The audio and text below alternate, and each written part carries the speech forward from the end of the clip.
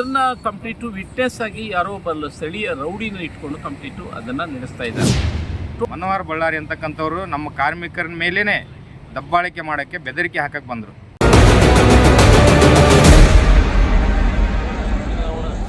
25 ಎಕರೆ ಜಮೀನಿದೆ. ಈ ಜಮೀನನ್ನು ಕಂಪ್ಲೀಟು ಕಬಳಿಸ್ಬೇಕು ಅಂತ ಉದ್ದೇಶದಿಂದ ನಡೆಸ್ತಕ್ಕಂಥ. ದಯವಿಟ್ಟು ಬನ್ನಿ, ಕಾರ್ಮಿಕ ಸಚಿವರೇ ದಯವಿಟ್ಟು ಬನ್ನಿ. ಯಾವುದೇ ತರ ಅಹಿತಕರ ಘಟನೆಗಳಾದರೂ ಸಹ ಜಿಲ್ಲಾ ಉಸ್ತುವಾರಿ ಕಾರ್ಮಿಕ ಸಚಿವರಾಗಿರ್ತಕ್ಕ ಸಂತೋಷ್ ಲಾಡ್ ಅವರೇ ಸಂಪೂರ್ಣ ಜವಾಬ್ದಾರರಾಗ್ತಾರೆ. ಕಾರ್ಮಿಕರ ಮೇಲೆ ಈ ಹಿಂದೆನೂ ಸಹ ಹೊರಗಡೆ ಇರ್ತಕ್ಕಂಥ ರೌಡಿಗಳನ್ನು ಕರೆಸಿ ನಮ್ಮ ಮೇಲೆ ದಬ್ಬಾಳಿಕೆಯನ್ನು ಮಾಡಿದ್ದಾರೆ. ನೆಕ್ಸ್ಟ್ ಕಾಂಟ್ರಾಕ್ಟ್ ಲೇಬರ್ನ ಗೇಟಲ್ಲೇ ನಿಲ್ಲಿಸ್ತೇವೆ. What may come let us will see. ಅದ್ರ ಬಗ್ಗೆ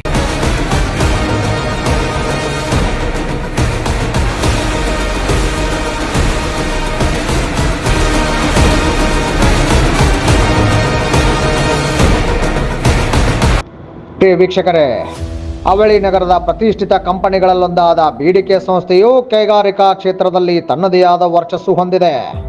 ಹೀಗಿರುವಾಗ 2-3 ದಶಕಗಳಿಂದ ಏಕಮನೋಭಾವದಿಂದ BDK ಸಂಸ್ಥೆಯಲ್ಲಿ ದುಡಿಯುತ್ತಿರುವ ಕಾರ್ಮಿಕರನ್ನ ಕಳೆದ 10 ತಿಂಗಳಿನಿಂದ ಕೆಲಸದಿಂದ ಹೊರಗಿಟ್ಟಿದೆ. ಅನೇಕ ಬಾರಿ ಕಾರ್ಮಿಕ ಇಲಾಖೆಯ ಅಧಿಕಾರಿಗಳಿಗೆ ದೂರು ನೀಡಿದರೂ ಪ್ರಯೋಜನವಾಗಿಲ್ಲ.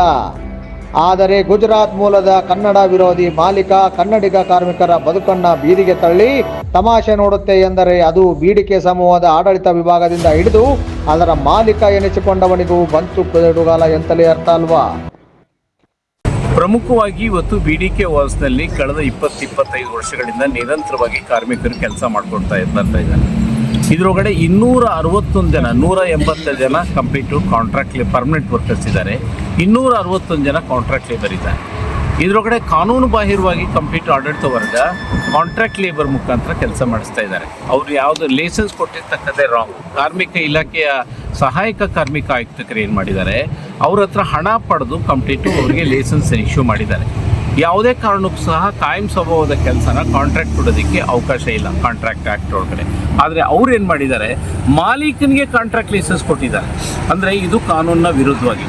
ನಾವು ಕಳೆದ 9 ತಿಂಗಳ ಹಿಂದೆ ಏಕಾಏಕಿ ಆಡಳಿತ ವರ್ಗ 41 ಜನ ಕಾರ್ಮಿಕರನ್ನ ಹುಬ್ಬಳ್ಳಿಯಿಂದ ಕಂಪ್ಲೀಟ್ ಅಹಮದಾಬಾದ್ಗೆ ವರ್ಗಾವಣೆ ಮಾಡಿದ್ರು.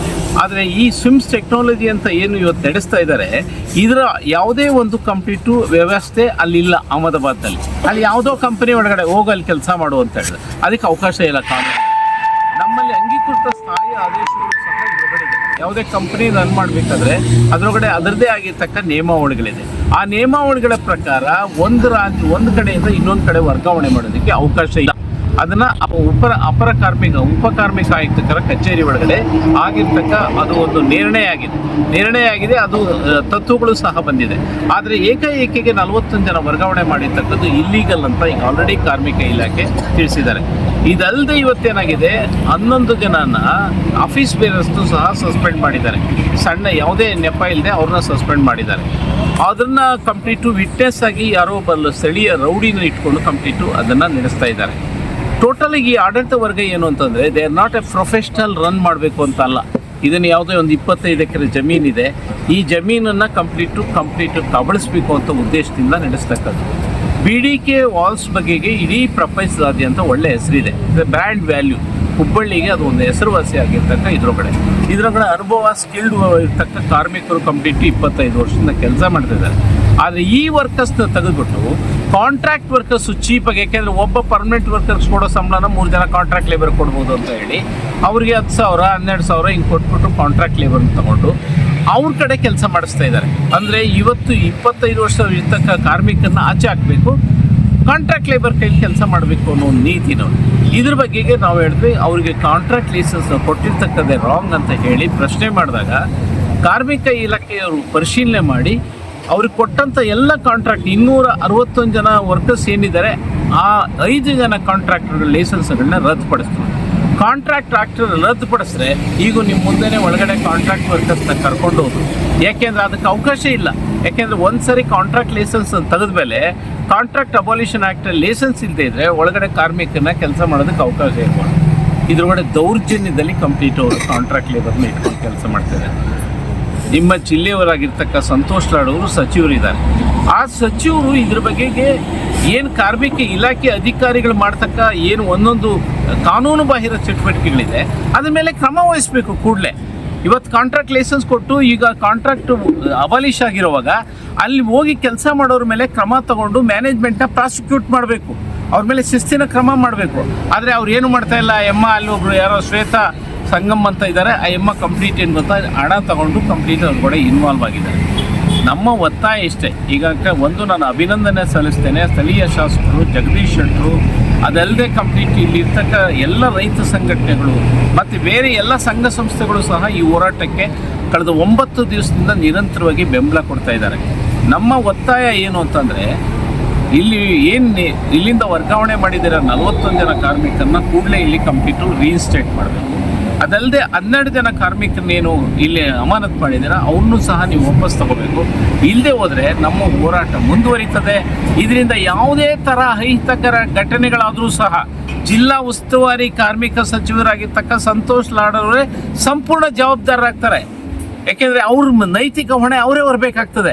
ಒಂದು ಕಡೆ ಕಾರ್ಮಿಕ ಸಚಿವರು, ಇನ್ನೊಂದು ಕಡೆ ಅವರು ಜಿಲ್ಲಾ ಉಸ್ತುವಾರಿ ಸಚಿವರು. ಆದ್ದರಿಂದ ನಾನು ಅವರಲ್ಲಿ ಮನವಿ ಮಾಡ್ಕೊಳ್ತಕ್ಕದ್ದು ಏನು ಅಂತಂದರೆ ಈ ಮಾಲೀಕ ಕಾನೂನನ್ನು ಇಂಪ್ಲಿಮೆಂಟ್ ಮಾಡದೇ ಇದ್ದರೆ ಇವನು ಇಲ್ಲಿಂದ ಕಂಪ್ಲೀಟ್ ಆಚೆ ಕಳಿಸೋದಕ್ಕೆ ತೀರ್ಮಾನ ಮಾಡಿ ಅವನಾಗ ನಡೆಸೋಕ್ಕಾಗಲಿಲ್ಲ ಬೇರೆಯವ್ರು ಬಂದು ಕಾರ್ಖಾನೆ ನಡೆಸ್ತಾರೆ. ಇದು ನಮ್ಮ ಒತ್ತಾಯ ಆಗಿದೆ. ಅವ್ರು ಏನಾದರೂ ಮಾಡದೆ ಹೋದರೆ ಹೋರಾಟ ಇನ್ನೂ ಸಹ ನಡ್ಕೊಂಡು ಹೋಗ್ತದೆ. ಗುರುವಾರ ಒಂದು ಕಂಪ್ಲೀಟ್ ಒಂದು ರಾಜ್ಯ ಸಂಧಾನ ಸಭೆ ಮಾಡಿದ್ದಾರೆ. ಅದ್ರ ಬಗೆಗೆ ಸ್ಪಂದಿಸದೆ ಹೋದರೆ ನೆಕ್ಸ್ಟು ಕಾಂಟ್ರಾಕ್ಟ್ ಲೇಬರ್ನ ಗೇಟಲ್ಲೇ ನಿಲ್ಲಿಸ್ತೇವೆ. What may come let us will see. ಅದ್ರ ಬಗ್ಗೆ ಪೊಲೀಸ್ನವ್ರ ಸಹಕಾರ ತಗೊಂಡೇ ಮಾಡ್ತೀವಿ. ಇಲ್ಲಿ ಇದ್ರ ಕುರಿತಾಗಿ ಸ್ಥಳೀಯ ಪೊಲೀಸ್ ಸ್ಟೇಷನ್ ಅಲ್ಲಿ ಏನಾದರೂ ಬೆಂಬಲ ಕೊಟ್ಟಿದ್ದಾರೆ ನಮಗೆ. ಸ್ಥಳೀಯ ನಿಮಗೆ ಹೇಳ್ಕೊಂತ SP ಅವರಾಗಲಿ ಪೊಲೀಸ್ನವರು ನಮಗೆ ಸಂಪೂರ್ಣವಾದ ಬೆಂಬಲ ಕೊಟ್ಟಿದ್ದಾರೆ. ನಾವು ಅವ್ರಿಗೆ ಆಭಾರಿಗಳಾಗಿದ್ದೇವೆ. ಯಾಕೆಂತಂದ್ರೆ ಇವತ್ತು ನಮ್ಗೆ ಇಲ್ಲಿ ಮುಷ್ಕರ ಮಾಡೋದಕ್ಕೆ ನಮ್ಮ ಬೇಡಿಕೆಗಳು ನಮ್ಗೆ ಆಗಿರ್ತಕ್ಕ ಅನ್ಯಾಯನ ಪರಿಶೀಲನೆ ಮಾಡಿ SP ಸಾಹೇಬ್ರೆ ಸಂಪೂರ್ಣವಾದ ಬೆಂಬಲ ಕೊಟ್ಟಿದ್ದಾರೆ. ಅದರೊಳಗಡೆ ನಮ್ದು ಯಾವುದೇ ಕಾರಣಕ್ಕೂ ಸಹ ಅಪಚಾರಣೆ ಇಲ್ಲ. ಅವರಿಗೆ ಅಭಿನಂದನೆ ಅಷ್ಟೇ. ಅವ್ರು ಮಾಡಬೇಕಾಗಿರೋ ಇವರು ಕಾರ್ಮಿಕ ಇಲಾಖೆ ಅವರು ಕೂಡಲೇ ಪ್ರಾಸಿಕ್ಯೂಟ್ ಮಾಡಬೇಕು. ಕಾಂಟ್ರಾಕ್ಟ್ ಓನರ್ಗಳು ಮತ್ತು ಕಾಂಟ್ರಾಕ್ಟ್ ಓನರ್ನ ಇಮಿಡಿಯೇಟ್ ಆಗಿ ಜೈಲಿಗೆ ಕಳಿಸ್ಬೇಕು. ಅವರು ಆ ಪ್ರಾವಿಷನ್ ಇದೆ, ಆ್ಯಕ್ಟ್ ಒಳಗಡೆ ಪ್ರಾವಿಷನ್ ಇದೆ. ಈಗ ಅವ್ರೇನು ಗೊತ್ತಾ, ನಿಮ್ಮ ಹತ್ರ ಲೈಸೆನ್ಸ್ ಇಲ್ಲ ಏನೂ ಇಲ್ಲ ಅಂತಂದಾಗ ನೀವು ಹೆಂಗೆ ಕಾರ್ಮಿಕರನ್ನ ತಂದು ಒಳಗಡೆ ನೋಡಿ ಅವನು ಯಾವ ಈಗ ವ್ಯಾನಲ್ಲಿ ಕರ್ಕೊಂಡೋದ ಅಂದರೆ ಇದ್ರೊಳಗಡೆ ನೀವು ಅಲೋ ಮಾಡ್ತಾ ಇರೋದಕ್ಕೆ ಕಾರಣ ಏನು ಅಂದರೆ ಕಾರ್ಮಿಕ ಇಲಾಖೆ ಅಧಿಕಾರಿಗಳು ಇಲ್ಲಿ ಶ್ವೇತಾ ಕಂಪ್ಲೀಟು ಏನು ಸಂಗಮ್ ಇದ್ದಾರೆ, ರೆಸ್ಪಾನ್ಸಿಬಲ್. ಅವ್ರ ಹತ್ರ ಹಣ ತಗೊಂಡಿದ್ದಾರೆ, ಬರ್ತಾ ಇಲ್ಲ. ಅದಲ್ಲದೆ ಇವರು ಲೇಬರ್ ಆಫೀಸರ್ ಯಾತಕ್ಕೆ ಬೇಕು ಇವರೆಲ್ಲ? ಅವನ್ನೆಲ್ಲ ಕೂಡಲೇ ಕೆಲಸದಿಂದ ವಜಾ ಮಾಡಿ ಅವ್ನು ತೆಗೆದಾಕಿ. ಕಾರ್ಮಿಕ ಸಚಿವರು ನಿಮ್ಮ ಪವರ್ಸ್ ಇದೆ, ಯು ಡೂ ಇಟ್. ನಿಮ್ಮ ಇಲಾಖೆ ಅಧಿಕಾರಿಗಳು ಮಾಡೋದಕ್ಕೆ ಅವರಿಗೆ ಇಲ್ಲಿ ಇಂಪ್ಲಿಮೆಂಟ್ ಮಾಡೋಕ್ಕಾಗಲಿಲ್ಲ ಅಂತಂದರೆ ಅವ್ರ ಅವಶ್ಯಕತೆ ಏನಿಲ್ಲಿ? ಹುಬ್ಬಳ್ಳಿನಲ್ಲಿ ಈಗ ಇದ್ರೊಳಗಡೆ ಮೇಯ್ನ್ ರೋಡ್ನಲ್ಲಿ ಇರ್ತಕ್ಕ ಕಾರ್ಮಿಕ ಇದ್ರೊಳಗಡೆ ಇಂಡಸ್ಟ್ರಿ ಒಳಗಡೆನೆ ಸಮಸ್ಯೆ ಸಾಲ್ವ್ ಮಾಡಿಲ್ಲ ಅಂದರೆ ಹುಬ್ಬಳ್ಳಿಯಲ್ಲಿ ಇರ್ತಕ್ಕ ಇಂಡಸ್ಟ್ರಿಗಳಲ್ಲಿ ಕಾರ್ಮಿಕರಿಗೆ ಏನು ನ್ಯಾಯ ಸಿಗ್ತದೆ ಅಂತ ನನಗಂತೂ ಭಾಳ ಅನುಮಾನ ಇದೆ. ಈಗ ಸರ್ ಅದು ನನಗೆ ಅನುಮಾನ. ಯಾಕೆಂತಂದರೆ ಇವತ್ತು ಹುನ್ನಾರ ನಡೆದೇ ಇರ್ತದೆ. ಹೌದು, ಕಳೆದ 10 ತಿಂಗಳಿನಿಂದ ಸ್ಥಳೀಯ ಕನ್ನಡಿಗ ಕಾರ್ಮಿಕರನ್ನ ಹೊರದಬ್ಬಿದರ ಹಿಂದೆ ಬೇಡಿಕೆ ಹೊಂದಿರುವ ಕೋಟ್ಯಾಂತರ ರೂಪಾಯಿ ಬೆಲೆ ಬಾಳುವ ಜಮೀನು ಕಣ್ಣು ಕುಕ್ಕುವಂತಿದೆ. ಹೀಗಾಗಿ ಸ್ಥಳೀಯ ಕನ್ನಡಿಗ ಕಾರ್ಮಿಕರನ್ನ ಕುಂಟು ನೆಪ ಹೇಳಿ ಕೆಲಸದಿಂದ ವಜಾ ಮಾಡಿ ಕಾರ್ಮಿಕ ನೀತಿ ಗಾಳಿಗೆ ತೂರಿ ಅಧಿಕಾರಿಗಳ ಬಾಯಿಗೆ ಲಂಚ ತುರುಕಿ ನಮ್ಮನ್ನ ಬೀದಿಗೆ ತಂದಿದ್ದಲ್ಲದೆ ಸ್ಥಳೀಯ ರೌಡಿಗಳಿಂದಲೂ ಕಾರ್ಮಿಕರಿಗೆ ಬೆದರಿಕೆ ಹಾಕಲಾಗುತ್ತಿದೆ ಎನ್ನಲಾಗಿದೆ. 3ನೇ ತಾರೀಕು ಇವತ್ತು ನಾನು ಕಾರ್ಮಿಕ ಮುಖಂಡನಾಗಿದ್ದೀನಿ. ಈ ಕಾರ್ಮಿಕ ಸಂಘದ ಪ್ರಧಾನ ಕಾರ್ಯದರ್ಶಿ ನಾನು. ನನ್ನ ಗುರಿಯಾಗಿಸಿ ಈ ಪಂಜಾಬ್ ರಾಜ್ಯದ ಚರಣ್ದೀಪ್ ಸಿಂಗ್ ಅನ್ನಂಥವ್ರು ಏನಿದ್ದಾರೆ, ಈ ಕಾರ್ಖಾನೆಯ ಮುಖ್ಯಸ್ಥರವರು, CEO ಚೀಫ್ ಆಪರೇಟಿಂಗ್ ಆಫೀಸರ್ ಅಂತ ಏನಿದ್ದಾರೆ ಚರಣ್ದೀಪ್ ಸಿಂಗ್ ಅವರು, ನನ್ನ ಉದ್ದೇಶಪೂರ್ವಕವಾಗಿ ನನ್ನ ಗುರಿಯಾಗಿಸಿ ನನಗೆ ಒಂದು ಬೆದರಿಕೆ ಹಾಕಲಿಕ್ಕೆ ಬಂದರು. ನಾನು ಕೆಲಸ ಮಾಡುವಂಥ ಜಾಗದೊಳಗೆ ಬಂದು ನನಗೆ ಬೆದರಿಕೆ ಹಾಕಲಿಕ್ಕೆ ನೇರವಾಗಿ ನನ್ನನ್ನೇ ಗುರಿಯಾಗಿಸ್ಕೊಂಡು ಬಂದು ನನಗೆ ಬೆದರಿಕೆ ಹಾಕಿ ಆಡಳಿತ ವರ್ಗದ ಜೊತೆ ಏನು ಇನ್ನುಳಿದಂಥ ಮ್ಯಾನೇಜ್ಮೆಂಟ್ ಮಾಲಕರ ಹತ್ರ ಹೋಗಿ ಅಶೋಕ್ ಮುಖಂಡ ಏನಿದಾನ ಅವನೇ ನನಗೆ ಬೆದರಿಕೆ ಹಾಕಿದ್ದಾನೆ ಅಂತ ಹೇಳಿ ಸುಳ್ಳು ಆರೋಪವನ್ನು ನನ್ನ ಮೇಲೆ ಹೊರಿಸಿ ನನ್ನ 3ನೇ ತಾರೀಕು ಅಮಾನತು ಮಾಡ್ತಾರೆ. ಆ ಅಮಾನತು ಮಾಡಿರೋದನ್ನು ಮಾನವ ಸಂಪನ್ಮೂಲ ಅಧಿಕಾರಿಗಳಿಗೆ ಇನ್ನುಳಿದಂಥ ಕಾರ್ಮಿಕರು ಕಾರ್ಖಾನೆಯ GGC ವಿಭಾಗ ಇದು ಇಂಜಿನಿಯರಿಂಗ್ ವಿಭಾಗದಲ್ಲಿರ್ತಕ್ಕಂಥ ಕ್ಯಾಂಟೀನ್ ಮುಂದೆ ಇನ್ನುಳಿದಂಥ ಕಾರ್ಮಿಕರು ಏಕಾಏಕಿ ನಮ್ಮ ಮುಖಂಡರನ್ನು ನೀವು ಅಮಾನತು ಮಾಡಿರೋ ತಪ್ಪು ಅಂತ ಹೇಳಿ ಪ್ರಶ್ನೆ ಮಾಡಿದ್ದಕ್ಕೋಸ್ಕರ ಆ ಕಾರ್ಮಿಕರನ್ನು ನೀವು ಕಾನೂನು ಬಾಹಿರವಾಗಿ ನಮ್ಮನ್ನು ಪ್ರಶ್ನೆ ಮಾಡಿರಿ ಅಂತ ಹೇಳಿ ಇನ್ನುಳಿದಂಥ ನನ್ನ ಜೊತೆ ಇನ್ನುಳಿದಂಥ 10 ಜನ ಕಾರ್ಮಿಕರನ್ನು ಅವತ್ತು ಅಮಾನತು ಮಾಡ್ತಾರೆ 3ನೇ ತಾರೀಕು. ಆ 10 ಜನ ಅಮಾನತು ಮಾಡಿರ್ತಕ್ಕಂಥ ಅವತ್ತು ಪ್ರಶ್ನೆ ಮಾಡುವಂಥ ಟೈಮಲ್ಲಿ ಈ ಕಾರ್ಖಾನೆಯ ಮಾಲೀಕರಾದಂಥ ಶ್ಯಾಮ್ ಮೆಹ್ತಾ ಅವ್ರು ಏನು ಮಾಡ್ತಾರೆ ಅಂದರೆ ಇದನ್ನು ಪೂರ್ವವಾಗಿ ಇಲ್ಲಿ ಕಾರ್ಮಿಕರು ಇದನ್ನು ಪ್ರಶ್ನೆ ಮಾಡ್ತಾರೆ, ಅವ್ರನ್ನ ಯಾವುದೇ ಕಾರಣಕ್ಕೂ ಬಿಡಬಾರ್ದು ಅಂತ ಹೇಳಿ ಮುಂಚಿತವಾಗಿ ಸುಮಾರು 7-8 ಜನ ಹೊರಗಡೆ ರೌಡಿಗಳನ್ನು ಕರೆಸಿ ತಮ್ಮ ಹತ್ರ ಇಟ್ಕೊಂಡಿರ್ತಾರೆ. ಅದರಲ್ಲಿರ್ತಕ್ಕಂಥವ್ರು ಮನೋಹರ್ ಬಳ್ಳಾರಿ ಅಂತ ಹೇಳಿ. ಮನೋಹರ್ ಬಳ್ಳಾರಿ ಅಂತಕ್ಕಂಥ ಇನ್ನು ಉಳಿದಂಥ 7-8 ಜನ ಬಂದಿರ್ತಾರೆ. ಅದರಲ್ಲಿ ಮನೋಹರ್ ಬಳ್ಳಾರಿ ಅಂತ ಬಂದು ನಮ್ಮ ಕಾರ್ಮಿಕರು ನ್ಯಾಯಯುತವಾಗಿ ಮಾನವ ಸಂಪನ್ಮೂಲ ಅಧಿಕಾರಿಗೆ ಅಂತ ಕೇಳ್ತಾ ಇದ್ರು. ನಮ್ಮ ಮುಖಂಡರನ್ನ ಏಕಾಏಕಿ ಅಮಾನತು ಮಾಡಿರೋದು ಸರಿಯಲ್ಲ, ಅದು ತಪ್ಪು ಅಂತ ಕೇಳುವಾಗ ನಮ್ಮ ಮಾನವ ಸಂಪನ್ಮೂಲ ಅಧಿಕಾರಿಗಳನ್ನ ಕೇಳುವಾಗ ಮನೋಹರ್ ಬಳ್ಳಾರಿ ಅಂತಕ್ಕಂಥವ್ರು ನಮ್ಮ ಕಾರ್ಮಿಕರ ಮೇಲೇ ದಬ್ಬಾಳಿಕೆ ಮಾಡೋಕ್ಕೆ ಬೆದರಿಕೆ ಹಾಕಕ್ಕೆ ಬಂದರು. ಮನೋಹರ್ ಬಳ್ಳಾರಿ ಅಂತಕ್ಕಂಥವ್ರು ಅವರು ಈಗ ಆಲ್ರೆಡಿ ಹುಬ್ಬಳ್ಳಿಯ ಬೆಂಡಿಗೇರಿ ಸ್ಟೇಷನ್ ಒಳಗೆ ಅವರು ರೌಡಿ ಶೀಟ್ರಿದ್ದಾರೆ. ಅವರು ಮಾಲೀಕರಾದಂಥವರು ನಮ್ಮ ಕಾರ್ಮಿಕರ ಮೇಲೆ ಈ ಹಿಂದೆನೂ ಸಹ ಹೊರಗಡೆ ಇರ್ತಕ್ಕಂಥ ರೌಡಿಗಳನ್ನು ಕರೆಸಿ ನಮ್ಮ ಮೇಲೆ ದಬ್ಬಾಳಿಕೆಯನ್ನು ಮಾಡಿದ್ದಾರೆ. ಸೊ ಅದನ್ನು ಪ್ರಶ್ನೆ ಮಾಡಿದ್ದಕ್ಕೋಸ್ಕರ ಇವತ್ತು ಈ 41 ಜನ ಕಾರ್ಮಿಕರನ್ನು ತಮ್ಮ ಯಾವುದೇ ಸಂಸ್ಥೆಯಲ್ಲದೆ ವರ್ಗಾವಣೆ ಮಾಡಿರೋದು ಅದೇ ಉದ್ದೇಶಕ್ಕೆ. ಅಂದರೆ ಕಾರ್ಮಿಕರು ನಮ್ಮನ್ನು ಯಾವುದೇ ಕಾರಣಕ್ಕೂ ಪ್ರಶ್ನೆ ಮಾಡೋಂಗಿಲ್ಲ.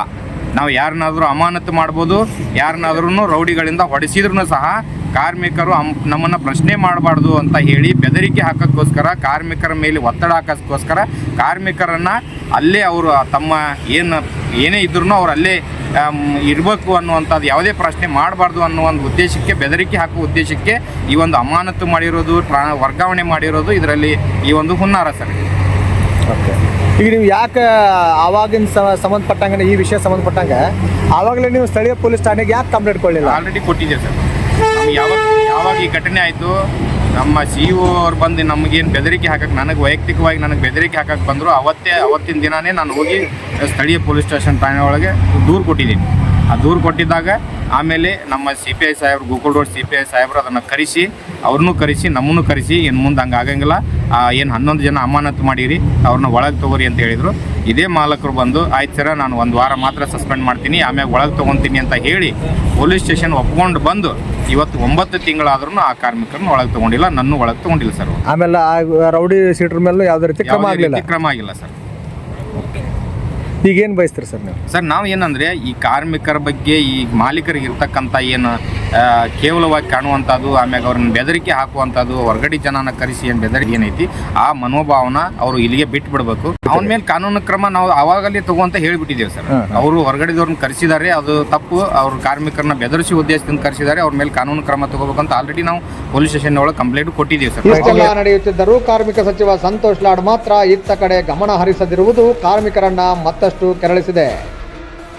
ಬೆಂಗಳೂರಿನಲ್ಲಿ ರಾಜಸಂಧಾನಕ್ಕೆ ಕರೆಯಿಸಿತ್ತು ಎನ್ನಲಾದ BDK ಸಮೂಹ ಸಂಸ್ಥೆಯು ಮುಷ್ಕರದಲ್ಲಿ ಕುಳಿತ ಕಾರ್ಮಿಕರ ಜೊತೆಗೆ ರಾಜಿ ಮಾಡಿಕೊಳ್ಳದೆ ಷರತ್ತುಗಳನ್ನು ಮುಂದಿಟ್ಟುಕೊಂಡು ಮೊಂಡತನಕ್ಕೆ ನಿಂತಿದೆ.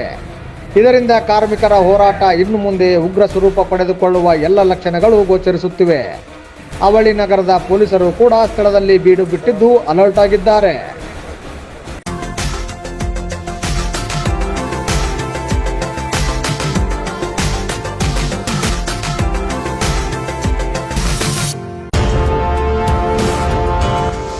ನೀವು ನೋಡುತ್ತಿದ್ದೀರಾ ಪವರ್ ಸಿಟಿ ನ್ಯೂಸ್ ಕನ್ನಡ, ಸತ್ಯ ಸದಾಕಾಲ.